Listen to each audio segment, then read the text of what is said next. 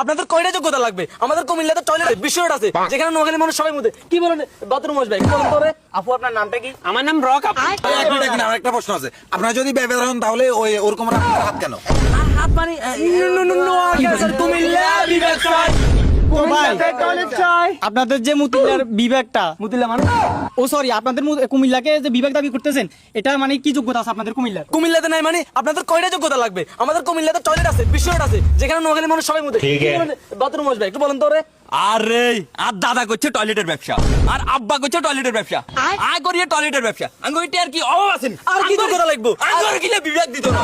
আচ্ছা, আপনাদের তিনজনের এই লেয়ারের কথা আমি বুঝে গেছি, এবার আমি একটু আপুর কাছে যাই। আপু আপনার নামটা কি? আমার নাম রক আপু। তো আমার একটা প্রশ্ন আছে, তো সরি রক আপু, নোয়াখালীর কেউ তো প্রথমে কুমিল্লাকে নিয়ে ভিডিও বানাই নাই, তাহলে আপনি কেন প্রথমে নোয়াখালীকে খোঁচা দিয়ে ভিডিও বানাইছেন?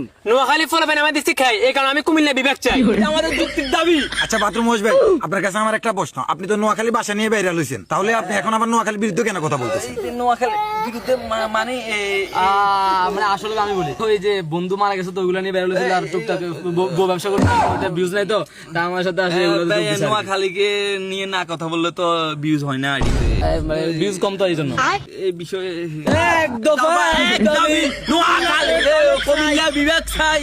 তো আমার একটা জিনিস মাথা দিতেছে না, এতগুলো ছেলের মধ্যে আপনি আন্দোলনে কেন আসছেন, আর আপনার নিরাপত্তা কি? কে বলছে আমি মেয়ে? আমি তো আমার একটা প্রশ্ন আছে, আপনারা যদি ব্যবহার হন তাহলে ওই ওরকম আপনার হাত কেন?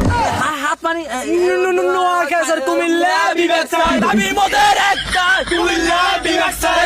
এই ফালতু কথা আপনারা বলবেন না। আপনাদের মানে সবার মনে একটাই প্রশ্ন যে আমাদের